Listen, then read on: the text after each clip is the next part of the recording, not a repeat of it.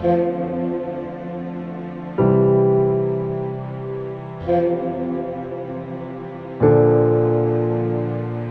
संगठन से हमारे देश को नुकसान होता है, जिस संगठन से हमारे देश में, हमारे समाज में नफरत फैलता है, हमारे समाज को थोड़ी सी भी नुकसान होता है, भाईचारा ख़त्म होता है, तो मैं मानता हूँ इस ऐसे संगठन को तुरंत बैन करना चाहिए भारत सरकार को। देश संविधान से चलता है और संविधान से ही चलता हुआ आएगा। लेकिन संविधान में यही तो अधिकार है कि कोई भी आदमी अपना संगठन बना सकता है, संघ बना सकता है। अधिकार है, लेकिन ऐसा संविधान में कहीं नहीं है कि आप उस संगठन को बना करके समाज को नुकसान देंगे। अगर पीएफआई अच्छा था तो समाज में नुकसान क्यों हो रहा? कभी आज यहाँ पकड़ा रहा था कि इस गतिविधि में पीएफआई के कार्यकर्ता का हाथ है, कल उसमें हाथ है। तो भाई अगर संगठन चला रहे हो तो सामाजिक संगठन ऐसा चलाओ ना कि समाज को डायरेक्ट फायदा हो। रोड पे झाड़ू लगाने वाला संगठन चलाओ ना, स्कूल को सफाई करने वाला संगठन चलाओ ना। जो गरीब मजदूर बच्चे हमारे रोड पे हैं, या बुजुर्ग महिलाएं हैं, बुजुर्ग बच्चे रोड पे हैं, बुजुर्ग जो नागरिक हैं, उनकी सेवा करने वाला जो संगठन, ऐसा कुछ बनाओ ना कि समाज को डायरेक्ट फायदा हो। बाढ़ आता है उसके जाके हेल्प करने वाला संगठन बनाओ ना। ऐसा क्यों कोई संगठन बनाते हो जिससे समाज को नुकसान हो, समाज में दूरियां फैले? इस संगठन का कोई आवश्यकता हमारे देश में नहीं है, क्योंकि हमारा देश संवैधानिक देश है और संविधान से ही चलेगा। लेकिन धार्मिक आधार पर किसी संगठन को बैन कर देना कितना ठीक मानते हैं आप?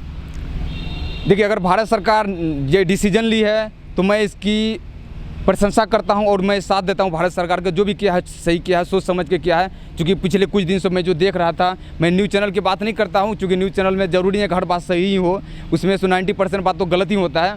बट कुछ जो रिपोर्ट आ रहा था कुछ दिन से कि इस गतिविधि में पकड़ा गया, उस गतिविधि में पकड़ा गया, इसके अकॉर्डिंग अगर बंद किया गया है तो बिल्कुल अच्छा किया गया। मैं इसका विरोध नहीं करता हूं। और जितने भी धर्म संसद का आयोजन होता है उसमें सिर्फ नफरत फैलाया जाता है। हिंदू करेगा मुस्लिम के नाम पे, मुस्लिम करेगा हिंदू के नाम पे। भाई अगर हिंदू मुस्लिम करना है तो फिर हिंदू मुस्लिम करेगा तो हमारा देश कैसे बचेगा? तो फिर ऐसे धर्म संसदों को तुरंत बैन कर देना चाहिए, ऐसे संगठनों को भी तुरंत बैन कर देना चाहिए जो समाज में नफरत फैलाने का काम करता है। जितने भी धर्म संसद चलाने वाले धर्म के ठेकेदार अपने आप के हैं, हिंदू मुस्लिम सिख ईसाई जो भी धर्म संसद चलाते हैं, वो मुझे बता दें कि इस धर्म संसद से देश को क्या फ़ायदा होता है, समाज को क्या फ़ायदा होता है? क्या इससे समाज में फ़ायदा होने के बजाय आप एक बार आकलन करना चाहिए कहीं इससे नुकसान तो नहीं हो रहा है? इससे समाज में दूरियां फैलती है। जिस समाज में हम और आप रहते हैं उस समाज में दूरियां फैलती है। संसद भवन, ये धर्म संसद के बयान से वहाँ के आप स्टेटमेंट निकाल के देखेंगे, कुछ बाबा, कुछ मुल्ला, मौलवी, पंडित ऐसे होते हैं जो जाकर ऐसे अनर्गल बात बोलते हैं, जहर उगलने का काम करते हैं, जिससे समाज में दूरियां फैलती है। जिस इमाम से मोहन भागवत जाकर के मिले हैं उस इमाम का कुंडली निकाल के देखिएगा, वो आपको भाजपा कहीं मिलेंगे, RSS कहीं मिलेंगे।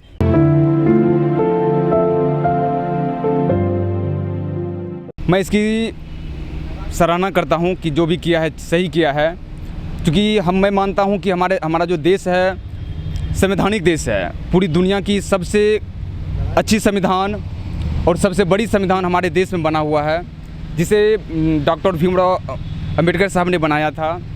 और सबसे ज़्यादा इस पर मेहनत किया गया संविधान पे। जब पूरी दुनिया को अध्ययन करके इतना अच्छा, इतना बड़ा और इतनी खूबसूरत संविधान बनाई गई है, फिर कोई संगठन की क्या आवश्यकता? और संगठन का अपना विचारधारा, ये जो पीएफआई हो या हिंदू हो, मुस्लिम हो, RSS हो, ये किसी भी संगठन की आवश्यकता नहीं है हमारे देश में। हमारा देश संविधान से चलता है और संविधान से ही चलना चाहिए। लेकिन बहुत सारे संगठन हैं हिंदुओं के, उन पर भी सवाल उठते रहे हैं। हाँ, अगर हिंदुओं का भी कोई संगठन है, मैं हिंदू हूँ, अगर हमारे हिंदू का कोई संगठन है जो समाज को नफरत फैलाता है, समाज में जाकर के समाज का जो भाईचारा है उसको ख़त्म करने का काम करता है, तो उसे भी बंद होना चाहिए। क्या ज़रूरत है भाई? जब संविधान से हमारा देश चल रहा है तो फिर ऐसे संगठन की क्या आवश्यकता है जो संगठन हमारे समाज को तोड़ने का काम करता हो, जो संगठन हमारे समाज को बांटने का काम करता हो। मैं बार बार कहता हूँ ऐसे संगठन को तुरंत बैन करना चाहिए जो समाज में नफरत फैलाता हो, जो समाज को बांटने का काम करता हो। ऐसे संगठन को कोई आवश्यकता नहीं है। देश संवैधानिक देश है, संविधान से ही चलेगा और चलता ही रहेगा।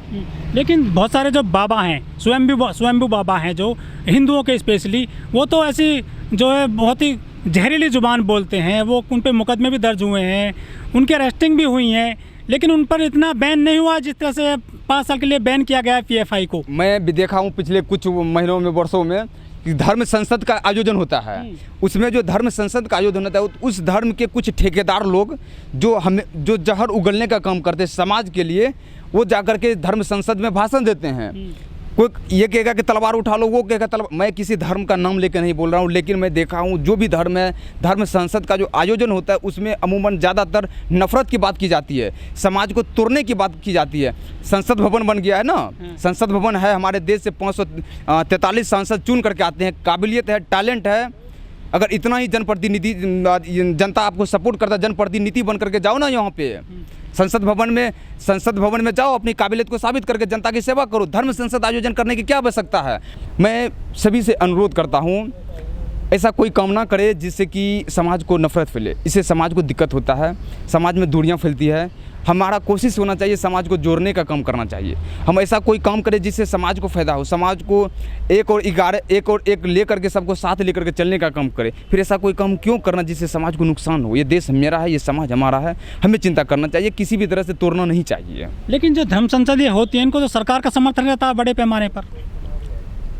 बिल्कुल मैं इस बात से समर्थन करता हूँ, आपकी इस बात का एग्री करता हूँ कि सरकार के बिना, सरकार परमिशन देती है तब तो होता है ना।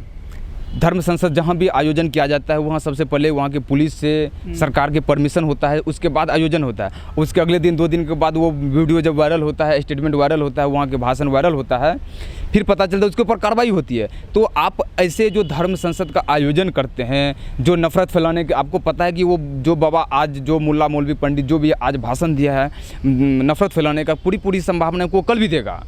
तो पहले उसकी जाँच करवा लो ना कि वो व्यक्ति वहाँ पर ना जाए।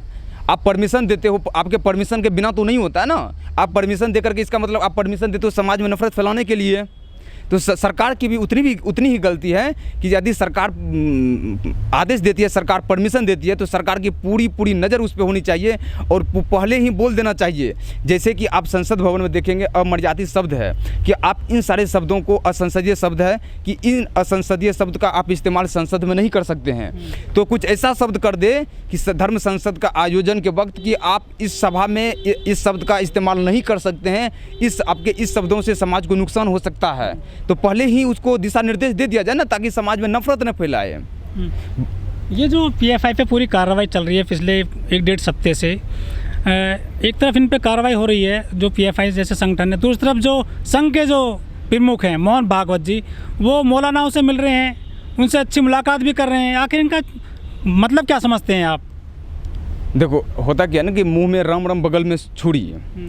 आज यही हो रहा है। एक तरफ मोहन भागवत जी को भेजा जा रहा है कि जाकर के आप किसी मौलवी से मिलिए, किसी इमाम से मिलिए, और जाकर के वहाँ जो मस्जिद है उसमें जाइए, दरगाह पे जाइए, चादर चढ़ाइए, फूल चढ़ाइए। और दूसरी तरफ समाज में आप हिंदू मुस्लिम के नाम पर नफरत करते हैं। पीएफआई को जो बंद कर दिया वो तो ठीक किया है, मैं समर्थन करता हूँ, लेकिन आप दूसरी तरफ जो हिंदू मुस्लिम करके समाज में नफरत फैलाने का काम करते हैं। आप जब देखेंगे जिस इमाम से मोहन भागवत जाकर के मिले हैं, उस इमाम का कुंडली निकाल के देखिएगा, वो आपको भाजपा के ही मिलेंगे, आरएसएस के मिलेंगे। जितने भी देश के जितने भी यूनिवर्सिटी है, उस यूनिवर्सिटी के जब वीसी देखेंगे, वीसी को कौन बनाता है? राज्यपाल, वही नियुक्त करता है ना। और वो राज्यपाल किसका है? भारत सरकार का। राष्ट्रपति के इशारे के बाद होता है, भारत सरकार करती है, राष्ट्रपति का अनुमोदन होता है। तो जितने भी वीसी हैं उसमें भी मोहन भागवत जिससे मिलने के लिए वो भी किसी यूनिवर्सिटी का, अलीगढ़ मुस्लिम अलीगढ़ यूनिवर्सिटी के वीसी हैं, वो भी थे। तो सारे के सारे भाजपा ही हैं।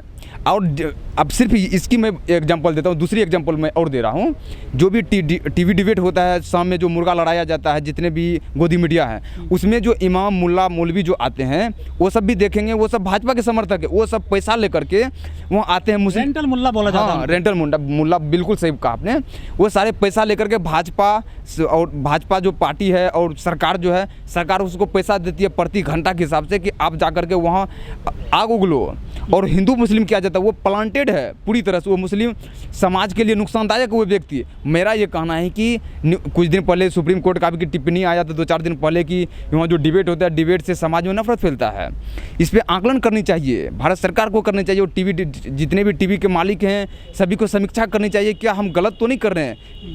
मीडिया लोकतंत्र का चौथा स्तंभ है। आज मीडिया जो पूरी तरह नतमस्तक हो चुकी है, घुटना टेक दी है, जूते चाटने पर मजबूर हो गया है मीडिया वाले।